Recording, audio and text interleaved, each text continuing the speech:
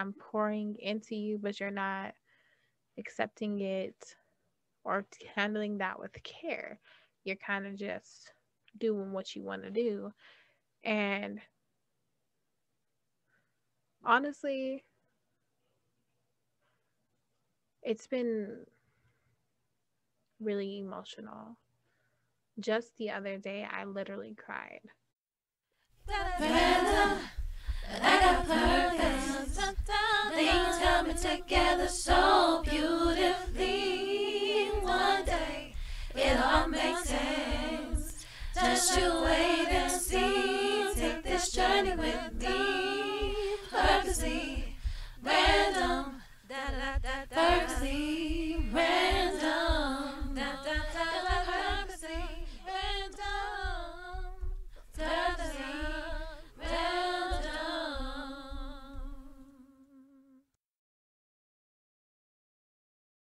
Hey, what's up, you guys? It's your girl, Angela Elise, and this is my podcast, Purposely Random, a podcast by Angela Elise. It's a podcast all about interpersonal skills development, as well as mental health, social commentary. We're going to be doing some singing. We're going to be talking about the Lord. We're going to be doing all things random, but yet purposeful because it's purposely random. You heard the theme song. What's up? What's up? So, on this episode, we're going to be talking about, are you a safe space? Are you an ear to hear or someone to hurt? The choice is yours. Anyways, let me knock it off. All right, so let's get into the theme song. As you know, it's going to be off the top of the dome. Whatever comes through my subconscious is pure expression, pure vulnerability, and we're going to make it do what it do. So here we go. I've been searching for so long for someone to build a nest with and grow. And I don't mean in a romantic way. I'm just looking for some security. So tell me, is it you I can build with? 'Cause I don't have it in me to keep on open up just to be left alone. Just to be left alone. Oh, 'cause I keep trying to build on sinking sand. Don't know which way I'm gonna land. So tell me, are you a good foundation? Are you soil to grow? Let me know. Let me know. Let yourself know. Can I let myself go and just be authentically, unapologetically me? That's all I ever wanted to be. All right, that's a good song. What, I didn't know where it was gonna go at first, but I'm kind of feeling it. Watch and wait when the album drops, when the mixtape drops. Y'all want to invest in this? Let me know. Let me know. I was gonna sing "Let Me Know," young Aaliyah, but let me not. Uh, so let's talk about the reason why I wanted to talk about, are you a safe space? So recently here, as you guys know, I've been in this group, Young Black Christian, and shout out to the homies, Con, Sean, Janine, DJ, and I have been trying to figure out, by meeting with them and other people, how to be in real relationship. Practice relationship. And Sean clowned me that today, talking about practice relationship. Yes, practice relationship, girl. Yes, she's funny. We actually have the same personality type, which is hilarious, but we're like different spectrums. And we have different things to work on, which is awesome. And that's how I know that I know that I know God makes no mistakes and that you're still unique, even if somebody has the same personality trait as you. Anyway, getting back into it. Um, I've been trying to open up to people and be vulnerable and create relationship and remain open and this and this and that and this and that. And it has been everything in me not to just go back into my shell. As y'all know, sea turtles are life, but turtles have their own house that is their shell. And I'm like, let me go back into my shell because I do not like how you're treating me. So, long story short, we're going to get into the stories longer here in a moment, but it's been a tough time. Also, in this group, we do like calls every day where we just like, just kick it, just talk or whatever, joke, hee hee, ha ha. And sometimes people come in there with heavy burdens and they're asking other people to bear them. And it no longer feels like a safe space. It feels like, oh, you're just pouring out and you're not pouring back in. Um, with my friendships, it's like I'm pouring into you, but you're not accepting it or handling that with care. You're kind of just doing what you want to do. And honestly, it's been really emotional. Just the other day, I literally cried. I think it was like Tuesday morning, um, or evening. I cried about something one of my friends did. I did the eyes. In case you want to see me, quick as I. In case you want to see what I just did, go ahead and hop on the YouTube channel, Angelique's Music with a Q. That's Angelique's Music with a Q, so you can see my face and get down with the get down. Also, watch my other videos, like, share, comment, and subscribe. But back to the story. So I ended up crying, and it was so sad because like someone else reached out to me from the video chat. Like several people did, like they just messaged me, but like this one person was like they called me to talk, and I ended up crying on the phone with them. And as I was talking to them, I realized why what the other person, my friend did hurt me. And it's because we had spent about a month building a rapport, and then here they go embarrassing me in front of company. Like we could joke together, like that's jokey joke, da, da, da. But don't be over here joking on me in front of company when it's like a sensitive matter, my guy. Like don't be bullying me because I'll bully back. So let me go ahead and hop off this line because my mouth is too sharp and you'll get caught up. And I'm not trying to do that to you because just because you disrespected me doesn't mean that, and you might have done it unintentionally.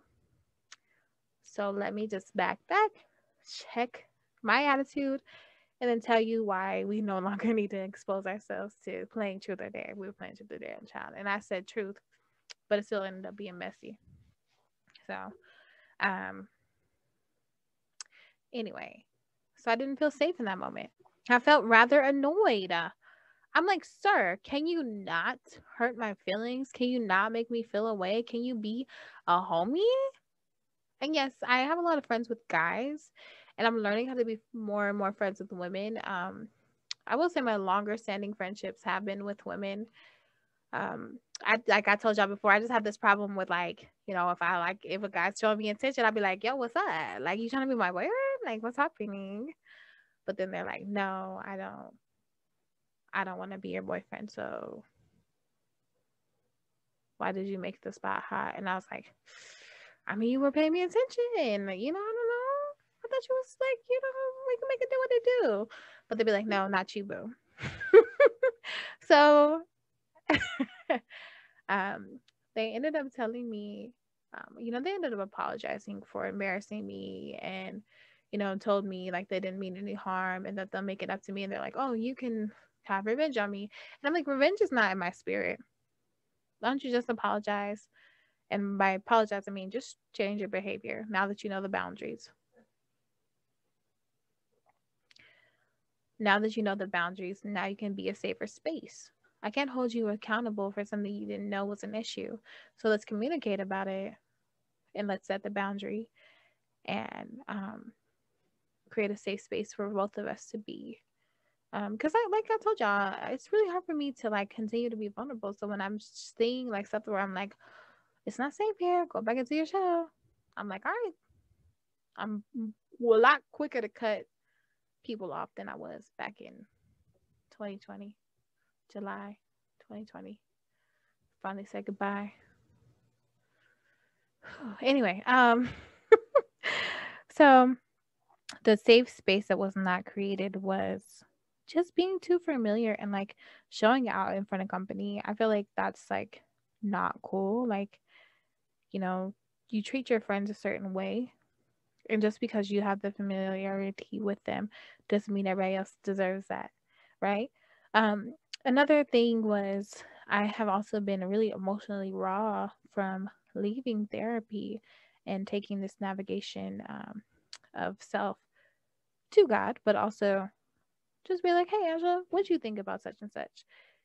And what has now occurred was me trying to not force, but to engage someone in those kind of conversations that I have with myself about mental health, and they are not an advocate of mental health. Um, they're like, you need to talk about God, therapy. What? No, not therapy. And I'm just like, okay. There's also Christian counseling, but there's also people that are dealing with trauma and they keep praying, but they're not seeking out the gift that God has given by people going to school and learning how to deal with trauma and reprocess it. But all right, blessings. I just believe in the you can and therapy and pray. Therapy and pray and fellowship and group therapy and self work. And you don't have to do either or. It doesn't just have to be God. God is in everything. He made the therapist. He can heal whatever is broken inside of you.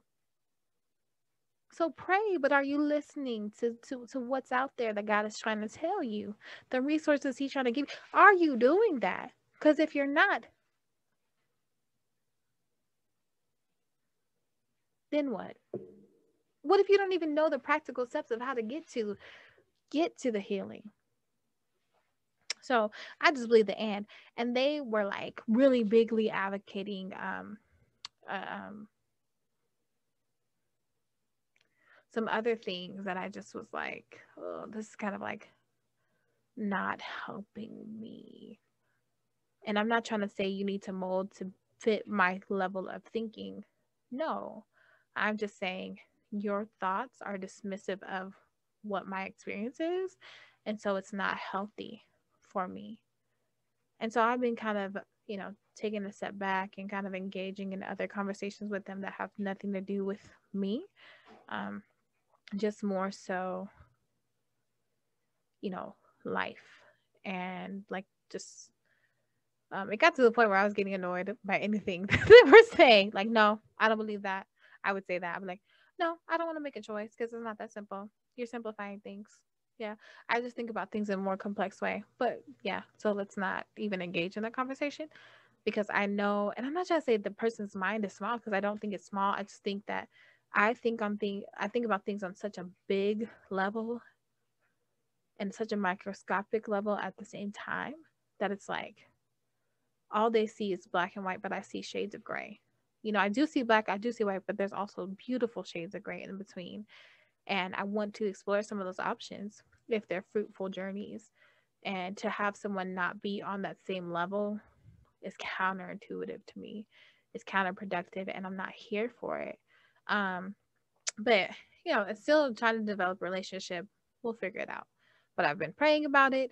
I've been taking setbacks to set boundaries and not engaging in certain conversations with that person. And it's helped a lot. But something else that I did was I talked to another friend about it because we had been getting close. And I thought I had a safe space there. And it ended up being kind of like man, I gotta set boundaries again. You know what I'm saying? Like I'm like, man, I just did this work like not even a month ago, and now I'm gonna do the work again and again and again, and I gotta navigate how to tell you how to treat me. And like I know that is a part of relationship, And that is why, but I'm just like, have some sense. Have some sense. Can it be common again? Because common sense ain't really common no more. It ain't been common since common raps. I met this girl when I was 10 years old, and what I love most, she has so much. So it ain't been common. It ain't been.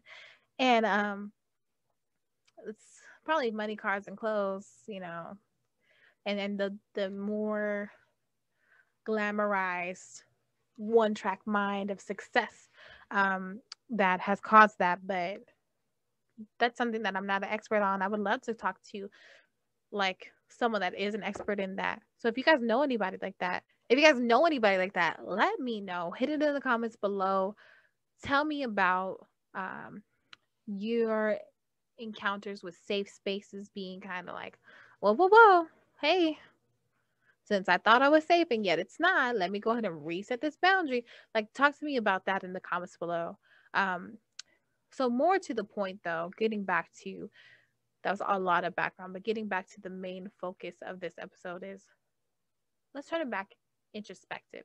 Are you a safe space? Are you a safe space? So when your friend is coming to you and they're venting, just telling you what's going on, not asking for advice, are you listening with a kind ear, with a compassionate ear, not a judgmental ear? And I'm not saying, let me just be clear, I'm not saying that you have to agree with what your friend is saying, but sometimes all we need is to be like, you know what, such and such happened, and I was mad, and I was going to do this and that, but you know what, I thought differently, and what I'm going to do instead is this. And you just listen so they can get it out, so they can be like, you know what, that was a little crazy, that was a little extreme. Now that I'm speaking it out loud and hearing it out loud and telling you, yeah, that's probably not a good idea. That's not even really my true character. It was just a moment that had popped up. But let me go ahead and back and rescale this thing. So being a listening ear, right? Not saying, girl, you better not do that. No. Because what I would do and who I would, they ain't gonna listen. You are wrong for that. Without really hearing what the person is trying to say. Like, it's like, let people just listen to understand. You don't got to have a response. You don't have to have a solution. Amen. Somebody say amen. I don't have to have a solution, because God is a problem solver. And the problem, and really, it's that person's work to talk to God and figure out what way to go. Okay. But sometimes you just need to be an ear. You have two of them. Yeah. So listen to understand. Let your friend, let your partner, let your family member get out what they got to get out. Now, let's set this boundary though. If it becomes too much, if you're becoming a sounding board, a sounding board where everything that you say, that they say to you, they just keep pouring more and more into your well, taking out of your energy, and it becomes unhealthy for you to be someone that they can vent to, peace out. Take a break. It's healthy to take breaks. I was actually speaking to someone, listening to Kev on Stage podcast with Squadcast. It's like um, where they talk about 3 different topics, either or. But he was talking about, to hear more, needing to take a break from work, and how Kevin had read this book about the work is in the rest. The rest is that important because it gives you a chance to really like breathe in to what's going on and relax and be present with things. And it's really important to have that time to yourself, to spread love to yourself, to listen to yourself, and not to be so available to your friends, to your family members. It's okay to say, no, no, no, no. You know what? Like, I need some time for myself. Let my social battery recharge. Let me take care of myself. Let me cook for myself. Let me sing a song that I love. Let me, enjoy a movie by myself. And it's okay to do those things. It really is. And then come back when you're ready to have the capacity inside of you, not for what your friend is saying to set you back, not for you to go off on them because you're like, you know what, you done told the same story 45 times, young. And it's also healthy to say, hey, I know you want to vent to me right now, but I don't have the capacity to hear you and have an understanding heart. So, not right now. I know you want to vent. I know you do, but I can't take any more on. So, I'm going to pray for you. And when I'm ready to hear you, let's talk. But right now, I'm having a bad day. Right now, I'm resting. Right now, I'm taking a social media break, and really have those dialogues. Normalize telling people, I need time to myself. I'm taking me time. Normalize it. It's okay. Especially right now, people are like, well, I'm at home all the time and all I do is be bored in the house bored. Are you boring? Because you don't want to look into yourself. Are you just looking at entertainment instead of looking and being like, how can I have fun with me? How can I love me today? How can I get to know me? How can I date myself? Are you really doing what it takes to be love to yourself? Are you really taking the time to do that? So there's a lot of different layers here when it comes to being a safe space, having the capacity to be a safe space, listening to understand, communicating that you're not in a space to hear, to understand, um, you know, not putting judgments on things, asking people, are you wanting to vent or would you like advice? And then also just letting, even within the advice portion, being like, I'm not attached to you doing this or not, but here's what I think, and this is what I think that you should do. Now it's up to you to choose those things, and I'm going to love you regardless of what you choose as you're finding your footing in the choices that you're making. But if it becomes too much of a problem, then I'm going to need to have to set a boundary about us not talking about this topic, about me not giving you advice, about you not talking to me about that person. I want to love you and be there for you, but this is causing unnecessary drama in my life. So let's set that boundary in love. Speaking the truth in love.